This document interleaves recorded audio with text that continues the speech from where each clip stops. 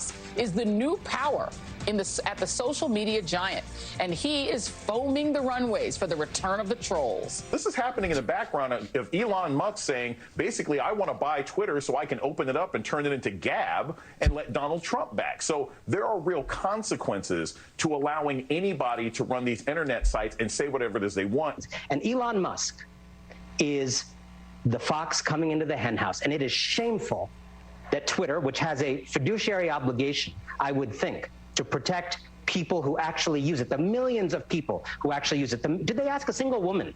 A single woman? Was a single woman consulted? And this is it. Was a single person of color who just uses Twitter, who made the mistake of using Twitter and needs it for their job. He's pulling the woman card. So Elon, you know, Natasha, where do we begin? I think we should begin with that nut bar that just said that Twitter has a fiduciary obligation. Do you even know what that word means? Well, it means being financially responsible to the shareholders and doing the best thing for the company, which this was. Everybody made out like gangsters with it. So this guy doesn't even know the definition of fiduciary.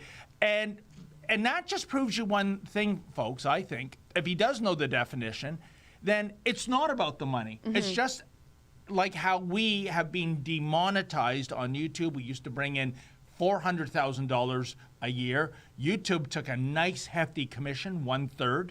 And then suddenly we were demonetized because, and forgive me if I'm repeating myself, folks, we were violating the terms of the community in terms of advocating violence or anti-safe behavior. Our lawyer went through the 43-page document. It was things like parkour, that French thing, hopping from building to building, advocating suicide, none of which we did. No. And we went to them, we said, we have not had a single video in the thousands of videos we produced that fall into these unsafe categories.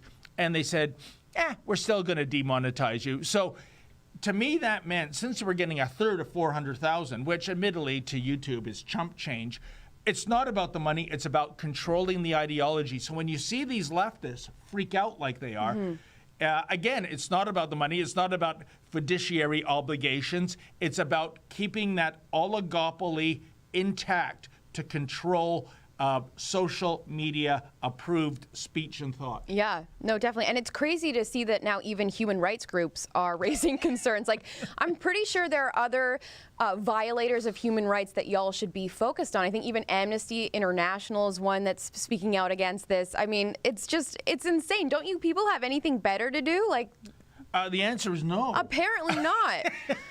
Yeah, so they're saying advocates warn free speech is not an absolute right. These are people who are advocating for our human rights, and they don't think that free speech is a human right. Newsflash, it is. Like, it is. It's unbelievable. Just one little piece of that Silicon Valley oligopoly flips to someone right of center, and they can't even handle that. That's how insecure these people are. I heard a New York Times author being interviewed, and Natasha, it was appalling, the condescension regarding Elon Musk. And it was basically this.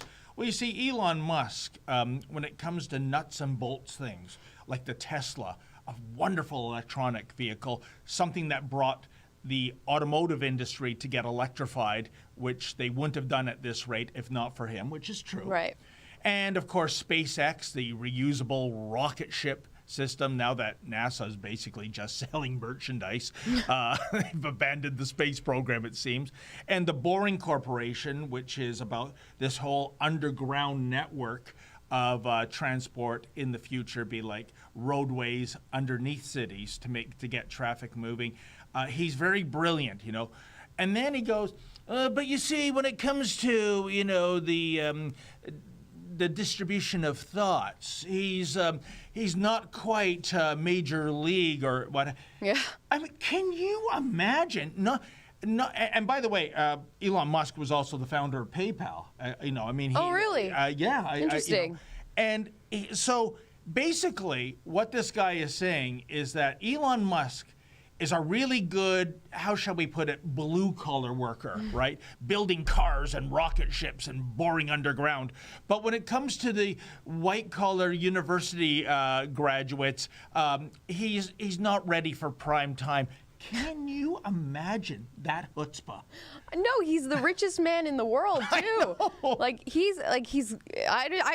just find this whole thing to be hilarious, frankly. Like their reaction and I think we should also stress, like, if everything that you disagree with is hate speech, then nothing is hate speech. You're right. Because you are minimizing true hate speech then. It's the same with calling, someone a racist or a bigot or a Nazi when they're not actually any of those things. It completely, it disvalues what those words mean, and words matter, and I find that that's scary. Yeah, and what I despise, and I try to avoid it as much as possible, Natasha, is ad hominem attacks. Yeah.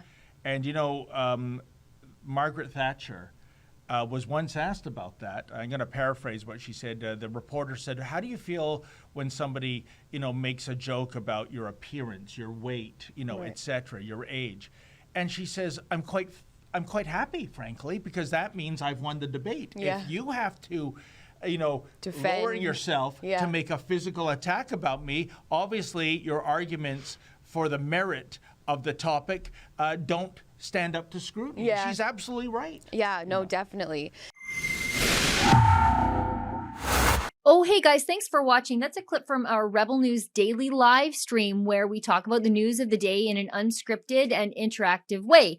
It's co-hosted at noon Eastern or 10 Mountain Standard Time by me on Monday, Tuesdays, and Thursdays. And on Wednesdays and Fridays, we've got rotating co-hosting happening from some of our other on-air talent. So good news, there's something for everybody. We broadcast on YouTube. But if you want the full uncensored version, you're going to have to find us on Rumble, Super U, and Odyssey. And be sure to sign up for our rebelnews.com emails so that you never miss us when we go live.